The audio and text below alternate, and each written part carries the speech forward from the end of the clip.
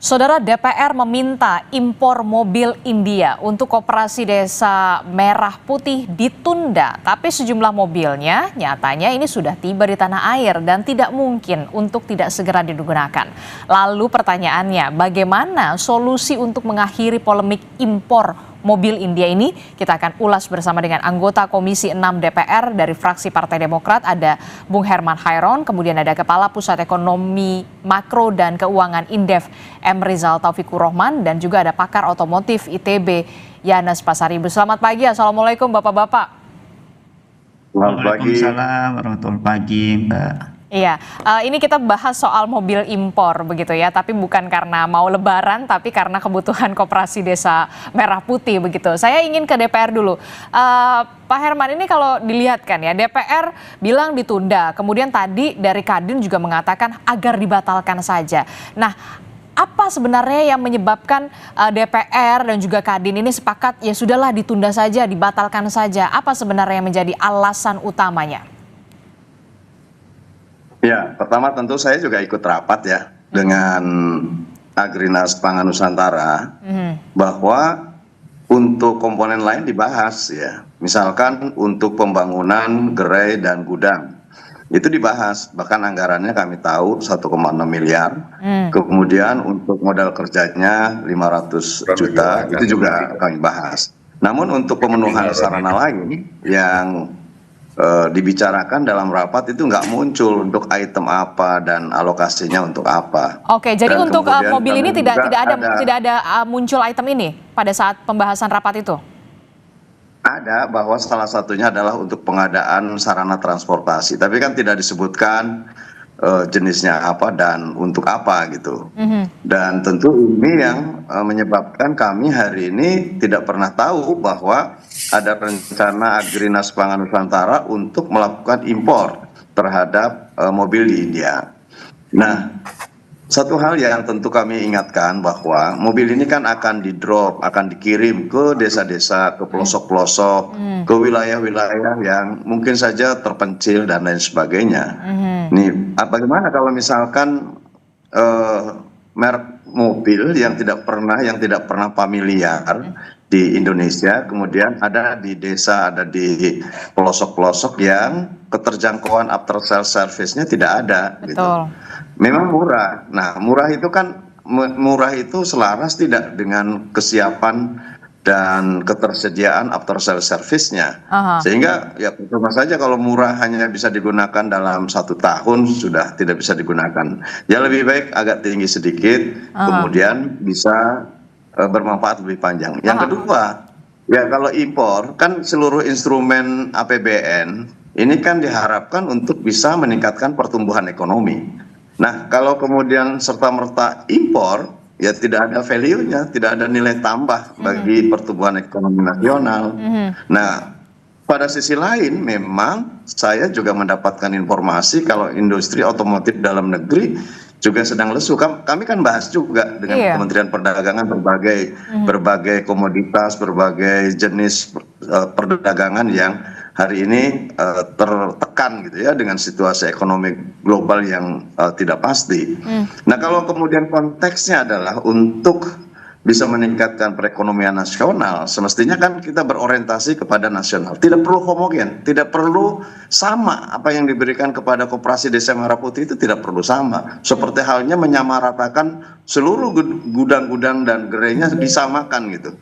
Nah, kalau mobilnya kan tidak perlu sama. Yang penting siapa sih yang memiliki industri otomotif yang mampu memenuhi 105.000 kendaraan yang tidak harus juga secepat-cepatnya gitu. Bisa saja kan bertahap. Intinya produksi dalam negeri bisa masalahnya kan gerai dan bangunannya juga kan masih sedang dibangun. Saya kan juga kemarin ke daerah pemilihan, saya juga melihat bagaimana pembangunan progresnya seperti apa. Itu kan juga kami lihat. Tapi yang terakhir yang dalam pandangan saya, ini kan Pak Presiden ini kan selalu mengedepankan kepentingan nasional, pertumbuhan ekonomi rakyat, peran anak-anak bangsa di dalam meningkatkan seluruh produk-produk yang dibutuhkan. Bahkan selama bahwa kita bisa memproduksi, selama kita memiliki kerjasama produksi dalam negeri yang melibatkan anak-anak bangsa, ya kita ke dalam negeri. Bahkan kendaraan kepresidenan pun buatan Pindad gitu. Dalam pemikiran saya, kalau 105.000 salah satunya juga adalah buatan Pindad dan bersama-sama dengan industri otomotif dalam negeri kita, ya menurut saya ini akan menjadi kekuatan perekonomian yang baik ke depan gitu. Mobil presiden aja dari Pindad begitu ya. Tapi saya ingin kemudian saya garis bawahi adalah berarti DPR memang sudah mengetahui ada pemenuhan untuk kebutuhan transportasi, tapi tidak tahu kalau ini akan impor dari India begitu ya transportasinya. Ya, itu tidak tahu kalau tiba-tiba impor dengan India dan lain sebagainya, memang tidak pernah disebutkan karena pada waktu itu kami fokus terhadap bagaimana 3 miliar ini dialokasikan lebih efektif, lebih efisien dan tentu memberikan daya dorong, daya ungkit supaya Koperasi Desa Merah Putih segera bisa beroperasi. Oke, DPR justru mengetahuinya ketika sudah ramai di media sosial atau bagaimana? Setelah ini apakah akan memanggil Agrinas atau seperti apa? Kami juga sudah sebetulnya sebelumnya 1 bulan lalu, setengah bulan lalu lah kami sudah mengundang Agrinas Pangan ini, namun pada waktu itu dibatalkan dengan alasan bahwa dirutnya sedang berada di luar negeri. Oke, dan dalam waktu dekat apakah DPR nantinya juga akan memanggil Agrinas untuk membahas soal ini? Karena suka atau tidak suka, ini barang sudah ada di Indonesia saat ini. Ya, setiap satuan APBN semestinya dipresentasikan dulu di DPR. Karena bagaimanapun akuntabilitas dan transparansi ini harus kita kedepankan di dalam pelaksanaan. Apalagi BUMN, Agrinas Pangan Nusantara ini kan BUMN baru. Dan kita dituntut bahwa harus GCG ya, harus memenuhi good governance, harus memenuhi clean governance, dan tentu sebagai BUMN juga mempertanggungjawabkan kepada hasil pemeriksaan nanti di BPK. Oleh karenanya seoptimal mungkin kami pada setiap satuan anggaran yang akan digunakan ya harus dibahas, harus transparan dan harus jelas betul gitu ya. Terutama nilai manfaat bukan hanya kepada manfaat pengguna, tetapi manfaat keseluruhan untuk pertumbuhan ekonomi nasional. Oke, saya akan ke Indef dulu. Kalau dari kacamata Indef sendiri, apakah ini murni kebijakan ekonomi ataukah kemudian ada pertimbangan politik dan juga diplomasi dagang soal ini? Ya, kalau kita lihat ya Mbak ya, memang nampaknya ini keburu-buru ya. Terburu-buru, kenapa terburu-buru? Ya mungkin mestinya namanya kebijakan apalagi belanja APBN gitu ya, seharusnya kan dipertimbangkan berapa nilai tambah yang diperoleh dari satu rupiah yang dikeluarkan begitu, dan termasuk juga kesiapan dari bisnis model dari setiap Koperasi Merah Putih. Nah ini juga kan nggak jelas, misalnya beli mobil untuk apa gitu ya, kegiatan apa, mendapatkan apa. Oke, nanti kita akan mencoba lagi untuk memperbaiki audio, tampaknya agak terganggu sinyal bersama dengan Indef, tapi saya ingin ke Pak Yanes dulu. Pak Yanes, ini selaku pakar otomotif, Anda melihatnya seperti apa? Memang kita industri Indonesia tidak mampu untuk bisa menyediakan ada 105 atau 102.000 mobil untuk Koperasi Desa Merah Putih sampai kok ya harus impor gitu. Baik, jadi kalau secara teknis sebenarnya dari kapasitas terpasang di industri otomotif kita, ini sekarang kapasitas produksinya baru di range 70% dari total kapasitas ya. Dan itu kemarin tuh 107.000 unit ya berhasil dijual tahun kemarin.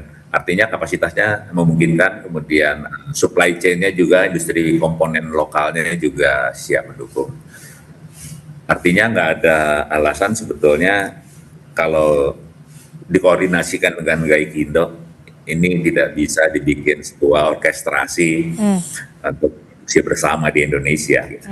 Bukan data retail seperti kemarin ya, data retail dari sales toko satu toko lain, bukan seperti itu harusnya. Oke, jadi sebenarnya kalau industri otomotif Indonesia sendiri sebenarnya bisa memenuhi ya kebutuhan untuk transportasi Koperasi Desa Merah Putih begitu ya, tidak perlu sampai impor begitu. Nah, kemudian yang juga jadi pertanyaan adalah begini, seurgent apa kemudian impor dari India, bahkan jenisnya ini four wheel, 4 penggerak roda begitu. Kalau memang ini untuk di desa-desa 3T begitu yang memang medannya begitu terjal, apakah memang tidak mampu begitu untuk industri dalam negeri saja yang kemudian memenuhi, dan seperti apa urgensinya begitu sampai kemudian ke India gitu. Kalau memang soal harga, termasuk juga yang harus dipikirkan adalah ketika ini ada barang sampai ke daerah-daerah terpencil, bagaimana setelah itu 1 tahun berikutnya harus ada servis, suku cadang dan segala macamnya. Baik, jadi kalau bicara simpelnya, ini tentunya tidak boleh hanya untuk 3T. Di kita ada 80 ribuan ya, 80 ribuan koperasi desa. Mobil yang dibeli 105 ribu. Kalau nggak salah dengar saya ini next-nya itu 320 deh, ribu. Nah ini perlu dicek ulang, apakah betul untuk 80 ribu desa atau hanya 80 ribu koperasi desa, atau hanya segelintir koperasi desa di 3T. Dan ini jumlahnya terlalu masif kalau untuk 3T aja. Dan kemudian speknya ini kalau dari four wheel drive ya, tentunya harapannya kan pihak direksinya juga udah cek dong ke data BPS 2024. Hampir 80% jalan di desa di Indonesia itu sudah dibeton mulai dari zaman Pak SBY dulu. Artinya two wheels juga cukup, wheel drive. Nah ini ingin tahu jadinya sebenarnya. Tadi benar yang disampaikan, memang ini detailsnya ini nggak pernah diekspos, metode surveinya seperti apa nggak pernah diekspos. Jadi total keluar ini spek kendaraan four wheel. Jadi ini kalau untuk based on data yang ada di bisa dibilang yang di BPS ini over spec. Terus tadi banyak detail Pak Herman sampaikan itu benar itu. Ini terlalu mendadak, terlalu cepat, over spec, dan di Indonesia ini bisa ribut sama Pak Bahlil juga nih kalau spek engine-nya ini nggak sesuai dengan biodiesel yang diprogramkan pemerintah. Ini banyak problem nantinya, banyak problem. Oke, jadi kalau Anda menilai ini terlalu over spec begitu ya, ketinggian lah ibaratnya begitu ya. Nah, jika tujuan utamanya memang kemudian untuk pemberdayaan desa, apakah ada, yang jadi pertanyaan saya, apakah ada alternatif yang kemudian lebih efisien secara pembiayaan, secara perawatan, ke depannya seperti apa?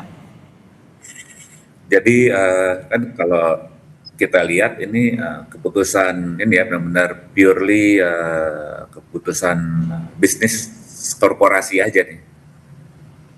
Bukan keputusan sebuah lembaga di bawah naungan negara gitu kan. Jadi dia ambil ya dengan aksi korporasi ini dia bisa hemat sampai almost 50% gitu kan. Jadi purely bisnis ini. Oke, jadi ini keputusan bisnis kalau menurut Anda. Tapi kalau dari kacamata Anda sebenarnya, apakah ada alternatif yang lebih efisien dari soal pembiayaan dan perawatan? Ini program nasional, terus terang kenapa mobil kita juga harganya tinggi, karena sebenarnya kalau kita hitung lebih dari 40% komponen mobil kita itu kan berputar lagi masuk ke kas negara dalam bentuk pajak, pungutan, dan sebagainya. Mobil ini yang murah karena nggak kena komponen itu. Nah, kalau kepentingan negara, mungkin negara bisa melihat model-model kebijakan lain gitu kan, karena ini sifatnya urgensi dan nasional. Kalau benar ini urgen gitu ya, sampai yang kayak Pak Herman bilang tadi, ini mendadak sekali, bahkan koperasi juga belum dibangun semua, ini harus dalam tahun dan seterusnya. Ini ya betul Pak Herman, banyak pertanyaan sebetulnya. Oke, jadi kalau menurut Anda, dari rekomendasi Anda seperti apa untuk memenuhi transportasi di Koperasi Merah Putih, Koperasi Desa Merah Putih untuk di seluruh Indonesia? Jadi karena ini adalah penugasan negara, tentunya libatkan semua ekosistem yang ada, libatin kementerian yang ada, sehingga kepentingan Herman lebih pas nih tabrakan dengan Asta Cita 3 lah, reindustrialisasi kita gitu. Ini kan jadi kayak perang di internal, dan ini kalau dibaca publik jadi nggak bagus, Mbak.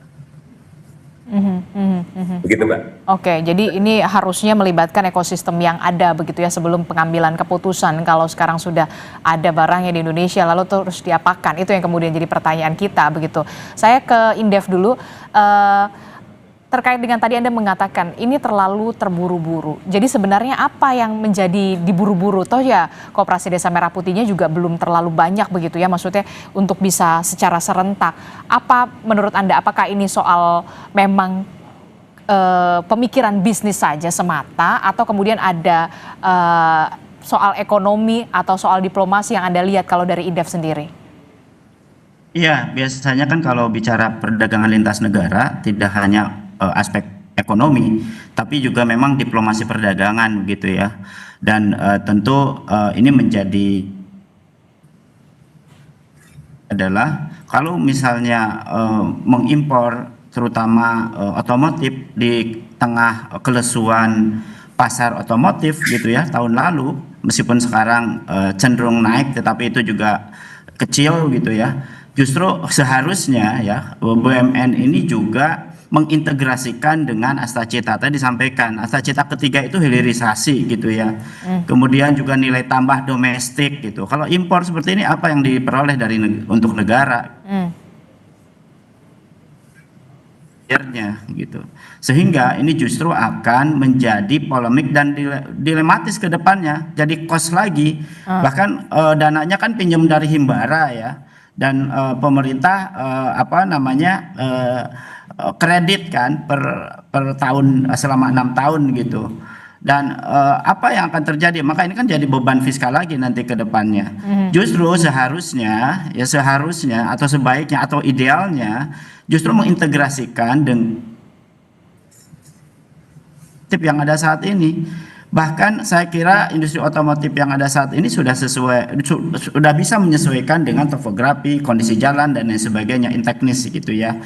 Nah, yang lebih penting justru itu di tengah industri padat karya yang sangat sulit menyerap tenaga kerja gitu, bahkan tercipta, justru ini sebenarnya jadi peluang market gitu ya, sebagai stimulus dari APBN harusnya mendorong ke sini ya, bukan kemudian justru beli dampak terhadap industri otomotif kita. Bahkan saya kira akan menjadi beban baru bagi fiskal kita. Dan seyogyanya tahun ini seharusnya ya pemerintah itu tidak membuat implementasi dari sebuah kebijakan yang justru menjadi beban fiskal ke depan. Sudah tahu kita beban fiskal ini kan makin ketat begitu ya, dan Rp1 itu harus memberikan nilai tambah dan mendorong pertumbuhan ekonomi yang tinggi. Bahkan 4%, nah 6% itu bagaimana gitu ya? Kalau impor ya habis gitu ya, dan tidak mendapatkan penerimaan negara yang signifikan gitu. Oke, jadi ini Anda melihat, Indef sendiri melihat ada potensi pembebanan fiskal di sana.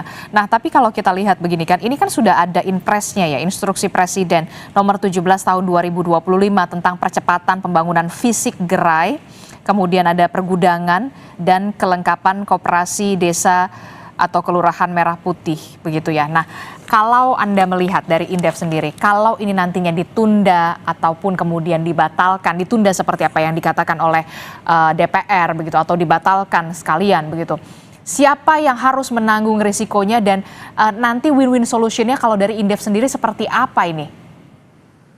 Yang tentu saja kan bertanggung jawab yang sudah melakukan aktivitas itu kan gitu ya, yang tentu harus dikonfrontir gitu, apa pertimbangannya, urgensinya, dan 5 katakanlah ya satu koperasi itu dapat 1 mobil gitu, 105 koperasi Merah Putih itu sudah ada aktivitas ekonominya gitu ya, atau bisnis modelnya sudah ada, sudah jelas gitu, dan marketnya sudah jelas. Itu juga menjadi penting. Kalau kemudian ternyata nanti idle beberapa bulan gitu ya, bahkan menjadi masalah di dalam pemeliharaan karena tidak siap misalnya ya gitu ya, karena ini kan CBO gitu ya, build up yang notabene kontak bengkelnya dan lain sebagainya, ini kan menjadi beban baru.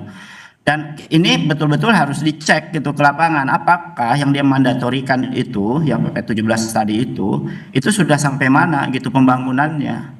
Kok tiba-tiba harus ada mobil dulu? Harusnya mobil itu kan pada saat sudah ada gudang, udah ready to work gitu ya, ready to apply gitu ya. Itu baru tuh disiapkan apa namanya sarana prasarana transportasinya. Nah, itu pun sarana. Nah, oke. Seharusnya pergudangannya dulu, semuanya dulu Ya, betul. disempurnakan begitu ya, disiapkan, barulah kemudian terakhir adalah transportasinya begitu ya, soal transportasi yang tadi Anda sebutkan mobilnya. Nah, kalau ini sudah kejadian ya kan, sudah ada 1.200 sudah ada tiba di Indonesia. Nah, ini mau gimana nih kelanjutannya? Kalau dari Indef sendiri seperti apa melihatnya? Gini, karena ini kan perdagangan lintas negara yang notabene kan ya nggak mungkin dibalikin lagi begitu ya. Halo? Ya sudah, hitung-hitung aja gitu ya, kemudian optimalisasikan aja, kemudian tinjau ulang lanjut tidak lanjutnya kan gitu, kemudian baru bangun lagi sistem yang jauh lebih prudent dan bisa memberikan nilai tambah yang pasti gitu bagi sektor industri otomotif khususnya, kemudian juga dari sisi utilisasi dari jenis kendaraan ya, kemudian juga termasuk juga utilisasi kendaraan itu gitu ya, saya kira itu. Oke, jadi mau nggak mau ya udah dipakai aja gitu. Iya, karena kan perjanjiannya seperti apa dulu gitu. Misalnya perjanjiannya boleh ya bisa gitu, tapi biasanya kan tidak mudah gitu mengembalikan barang yang sudah di tempat, apalagi ini erat kaitan dengan perjanjian dagang ekspor impor kan. Apalagi misalnya Indonesia sudah masuk DP kata-kata ke situ kan, nggak mungkin India ngirim barang tapi belum. Oke, penjelasannya berarti ya sudah dipakai saja, sudah kandung basah begitu ya, sudah ada nilai kontraknya 25 triliun. Bagaimana nih Pak Herman, kalau menurut Anda dari DPR begitu ya, sudahlah pakai aja dulu, mau gimana lagi? Sudah ada perjanjian dagang di sana, bagaimana Pak Herman? Ya, tentu pertama ditunda lah ya, karena ini kan beli gitu, bukan membuat gitu.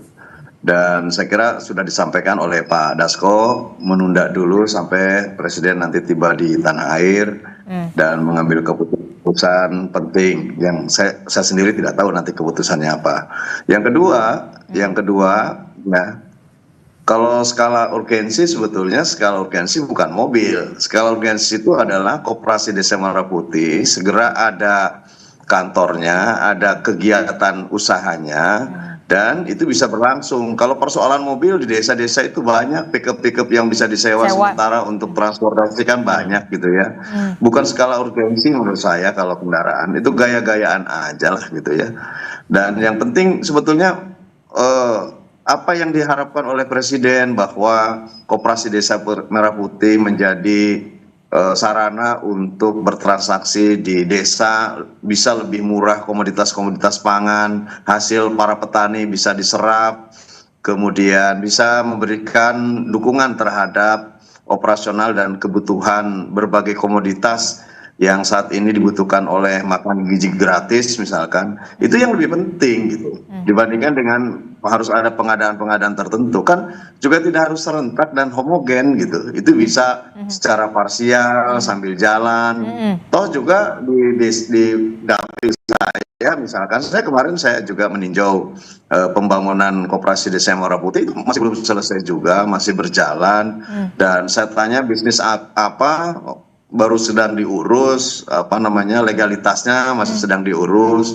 Itu pun untuk keterkaitan atau linkage bisnis dengan BUMN juga belum clear, misalkan untuk penyaluran gas 3 kilo, untuk agen-agen drilling yang sekarang ini menjadi agen pembiayaan di BRI misalkan, ini juga kan belum pasti dan belum jalan. Belum lagi kemampuan dan kapasitas sumber daya manusianya kan belum juga dipersiapkan.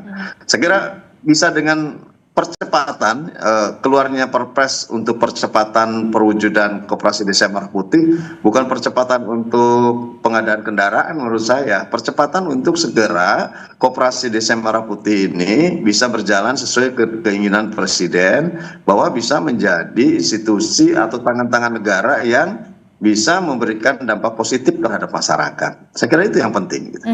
Oke, percepatan di Koperasi Desa Merah Putihnya dulu yang kemudian harus disempurnakan begitu ya, sudah siap dulu begitu ya. Transportasi nanti akan mengikuti kemudian begitu ya Pak Herman ya.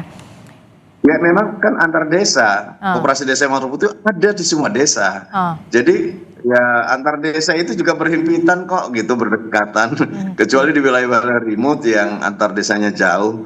Kalau di dapil saya desa satu dengan desa lainnya dekat juga gitu ya. Dan kalau kebutuhan kendaraan juga banyak, bisa menyewa dulu punya masyarakat. Dan menurut saya jangan terburu-buru lah ya, karena ya aksi korporasi sekali lagi harus good corporate governance, harus betul-betul dapat dipertanggungjawabkan. Jangan sampai setelah pengadaan mobil ini kemudian ada persoalan hukum di belakangnya, kan tidak baik ya. Lebih baik kita transparan, kemudian akuntabel pada publik, berapa kapasitas dalam negeri bisa memenuhi. Ya kalau mungkin kemudian ada batas waktu yang harus segera dilakukan oleh Agrinas Pangan Nusantara, ya berarti kekurangannya apakah impor atau tidak impor, ya coba bicarakan dulu gitu. Jangan berbicara untung atau tidak untung. Bisa untung, korporasinya bisa untung, Agrinas Pangan Nusantara bisa untung, tetapi apakah keuntungan ini membawa keuntungan pada negara, kepada Koperasi Desa Merah Putih, kepada bangsa, kepada rakyat? Nah ini yang harus dipertimbangkan dan diperhitungkan betul. Gitu. Oke, terakhir saya ingin ke Pak Yanes dari sisi otomotif begitu ya. Apa yang kemudian harus dipikirkan kembali? Poin kritis apa yang kemudian harus menjadi pertimbangan dari Agrinas Pangan Nusantara ini? Pertama, ini tentunya ada dua senario ya. Satu, kalau dibatalkan, ini kasihan direksi Agrinas nih, karena kalau termination fee yang saya tahu ini bisa 5-10% dari nilai kontrak yang tidak dijalankan. Oke. Itu belum tuh. Terus kalau menolak, dia dibawa ke arbitrase internasional. Indonesia tambah ramai lagi nih nanti. Oke. Jadi kedua yang lebih solutif, di kita kan udah ada investasi sangat besar ya untuk industri otomotif dari Jepang. Kemudian kedua dari Korea. Yang kemarin ini yang dapat karpet merah tuh dari China. Terus dari Vietnam juga udah ada. Nah, kenapa ini nggak dirubah skemanya gitu, daripada nanti kena penalti internasional ke arbitrase yang bikin capek. Sekalian aja Mahindra dan Tata diminta, yang notabene dua-duanya udah punya APM di Indonesia, sekalian aja minta investasi mereka. Sehingga keberagaman investor di Indonesia makin banyak, dan multiplier efeknya untuk tenaga kerja lokal dan sebagainya makin bagus. Dan itu lebih cantik karena melibatkan kementerian lain, Mbak. Jadi nggak hanya perdagangan, kementerian desa dan sebagainya gitu. Itu, Mbak. Oke, itu jadi solusinya yang untuk sementara begitu ya. Terima kasih Pakar Otomotif ITB, Yanes Pasaribu telah bergabung bersama kami. Kemudian juga ada Kepala Pusat Ekonomi Makro dan Keuangan Indef, M. Rizal Taufikur Rahman, dan juga ada anggota Komisi 6 DPR RI dari fraksi Partai Demokrat, Pak Herman Hairon. Nanti kita akan tunggu setelah Presiden tiba di tanah air, apa yang kemudian menjadi keputusan dari Presiden soal pro dan juga kontra pengadaan impor mobil dari India ini.